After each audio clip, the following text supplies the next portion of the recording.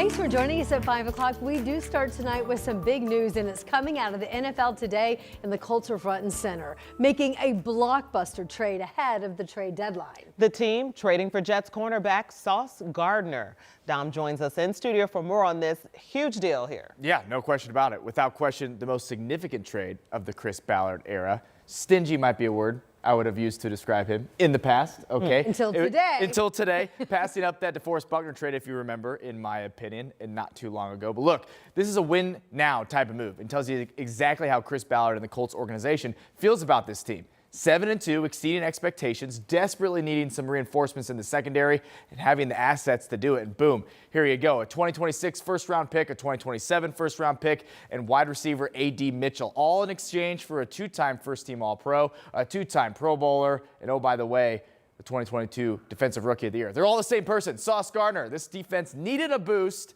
and you could argue which need was more pressing between a corner and an edge rusher, but the Colts saw an opportunity to get a premier player at a premium position, and they took it. Not to mention Sauce Gardner just signed a 4-year, $120+ million extension this offseason, so he's locked up under contract through 2030, and he's only 25 years old. This is a move that immediately makes this team better. Your defensive backfield, when completely healthy, now looks like this. Sauce Gardner, Charvarius Ward at corners, two former All-Pros. Cam Bynum and Nick Cross at safety. They've been performing well. And oh, by the way, Kenny Moore in the slot. That's a legit secondary right there. And that type of firepower will almost certainly help your defensive line out as well. Those two position groups work in concert. We talked with Locked On Colts Jake Arthur about the move. He agrees.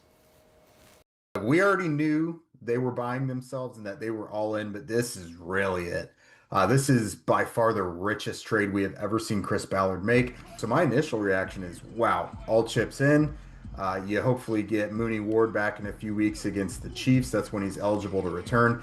So you got Mooney Ward on one side, you got Sauce Gardner on another. That's two former All-Pros. And, you know, if you're going to compete for a Super Bowl in the AFC, you got to pay to play. You've got an offense that we think can compete with Josh Allen, Patrick Mahomes, but now you have a defense that should be able to counter them as well. Colts fans should be excited. Look, you can catch our full conversation with Jake on WTHR Plus right now. A huge move for the Colts. It was a huge price tag. There's no doubt about it. We're going to talk further about that coming up at 6. However, I would say it was worth it. Interesting. All right. It's very exciting. Dom, thank you so much. Early November certainly doesn't feel like it out there. 62 degrees right now, and we're looking ahead tomorrow. Bank on 70. There we go. Angela said keep the jacket near, but, you know, throw it in the car. Beautiful shot downtown. The skies are blue, the sun is shining, the colors are out there. Really a beautiful day today, Angela. It is, but yes, it's kind of hard to dress for days like this because it was 35 this morning, 65 for a high. So we go from jackets to short sleeves in a matter of a few hours. Expect more of the same tomorrow, maybe a sweatshirt early tomorrow morning. And then, yes, we have 70 on the way for a warm and windy Wednesday. Right now, upper 50s and low 60s, 62 Brown County, 61 Morris Reservoir. We have 63 with some sunshine over Bainbridge at this hour. Nice mix of sun and clouds right now. That will continue through sunset. That happens at 5:39 this evening. Evening temperatures stay in the 50s as the south wind continues to increase. That will keep temperatures from falling. So we're going to be close to 50 early tomorrow morning, 51 at 7 a.m. Sweatshirt, jacket, maybe, and then short sleeves weather the rest of tomorrow with highs at 70 degrees. It is going to be a very windy day. These are forecast wind gusts near 30 miles per hour most of Wednesday. We'll look ahead to that Friday rain chance in a few minutes. Thank you, Angela. Now to a developing story on this Tuesday night. We now know that one man is dead after his plane crashed in a field. This happened just to the north up in Madison County. And it happened around 12:30 this afternoon, just north of Anderson. Ashton Hackman got to the scene not long after all this occurred. He joins us live with what he's learned. So, Ashton, what's the scene looking like right now, and what's the very latest new information? Well, Anne-Marie and Felicia, I can tell you an update from when we joined you at 4 o'clock. County Road 100 West, it's now back open. You can see those barricades are off to the side. And this is pretty much as close as we're able to get you to that crash site, about 3/4 of a mile to a mile away here on the left side of the road. Investigators tell us this small tail dragger style plane may have clipped a tree after touching down several times coming from the north in a nearby field. That plane caught fire and neighbors nearby jumped into action and helped put some of those flames out before first responders were able to arrive. Now, right now, the medics and the sheriff's deputies out here, they tell us they believe that this plane was coming from Rensselaer to Anderson. I'm told that the airport tower nearby did have contact with that pilot shortly before that plane crash, and they had no signs of any issues. Now, right now, investigators on the federal level, they are here, and this investigation is now in their hands. The FAA investigators en route, and then they will request certain things of our investigators, and we provide that information to them. Much like an auto crash, then whatever request they have, additional assistance, we provide that. An autopsy is set for Thursday. We expect to learn the pilot's name after his family is notified. Now, the NTSB is confirming they are investigating this case, and FAA investigators, we do believe, is at that site. Again, it's about a half mile away, 3/4 of a mile away. This is as close as we can get you. There is a temporary fence up now, and obviously, Anne-Marie and Felicia, when it comes to plane crash investigations, these take months, some take years, and so obviously this is just the beginning of that investigation. We expect to learn more in the coming months as investigators piece together what exactly happened here. All right, Ashton Hackman reporting live for us tonight, north of Anderson. Thank you.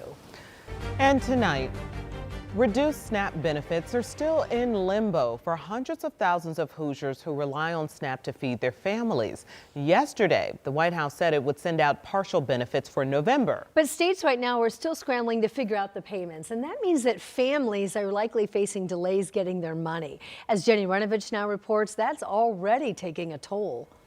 Kathy, I'll help you in a sec. Okay. Inside Hunger Incorporated, Can you have two dinners?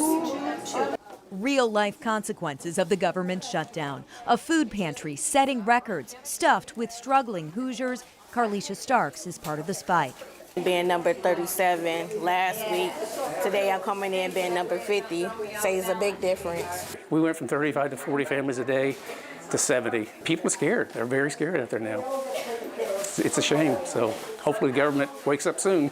Even before the shutdown, times were tough. Clients served here tripled from 2021 to 2025. Now, with SNAP benefits cut in half and on an undetermined delay, the need's even greater. Carlisha has a 5-year-old, says things look bleak. How do I continue to put food on the table, when we ain't bring enough in to feed the household? Lindsay Lynch is filling a cart too. She worries half the money from SNAP just won't cut it to survive. I have 7 people in my family, 5 kids and 2, me and my husband.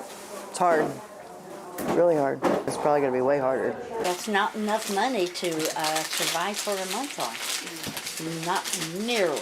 Volunteers are seeing the real-life impact too. They say food donations are up, but so is demand in the last 2 weeks. We have over doubled. Yes.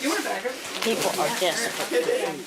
Now neighbors in need have a message for lawmakers. We waiting on you all. And you all holding us back for feeding our household and putting food on the table to feed our kids. Figure out what they're doing and help us. Yeah. Until then, families are relying on generous Hoosiers to help get them through. In Indianapolis, Jenny Runovich, 13 News. And we did reach out once again today to the Indiana FSSA about when people could see these partial SNAP benefits and to try to estimate just how much they're going to get. A spokesperson telling 13 News they still are recalculating the payments and expect a delay of at least a couple more days now. And we've made it easy for you to find some other information where you can find food at food banks near you, whether you're in need of food or if you're helping to look those who are in need. To do that, you can scan that QR code there on your screen. If you do so, it'll take you online to our website, WTHR.com/SeenOn13.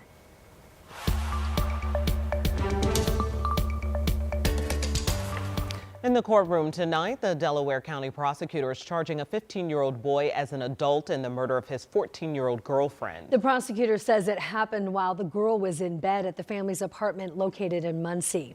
Mason Peterson now is facing charges for murder, reckless homicide, theft, and pointing a firearm. Court documents state that Peterson was the one who called 911 after that shooting that occurred back in September. Investigators say he shot the girl who he had been dating for about a year with the gun he's accused of stealing from a neighbor. And a Hancock County judge will now sentence a man at the end of this month in a hit-and-run case. During a bench trial today, the judge found the state proved Aaron McGee to be a habitual offender. A jury convicted him about a week and a half ago of leaving the scene of an accident causing catastrophic injury. McGee faces 2 to 12 years in prison for the crime, and he could now get another 8 to 20 years with the habitual offender enhancement. McGee hit Jasper Young back in June of 2023 when he was 13 years old. The teen suffered a traumatic brain injury and multiple fractures. He spent 6 months in rehab learning how to walk and talk again. Here in Marion County, a woman who's accused of killing a man during a road rage incident now has a public defender on the case. We had our camera in the courtroom as Deborah Benefield appeared before the court and the judge this morning. She is facing charges of murder and criminal recklessness in the man's death last month. 21-year-old Kentrell Settles died in that shooting. It went down near 38th Street and Georgetown Road. Metro Police say that Benefield shot and killed him after he honked and drove around her car at a green light. She's due back in court next month. Indiana will soon have its first nuclear energy park. First American Nuclear announced plans to establish its company headquarters, manufacturing facilities, and energy park in the state. But the company's not yet said where it will be located. Governor Braun released a statement saying the company will bring 5,000 high-paying job openings with it.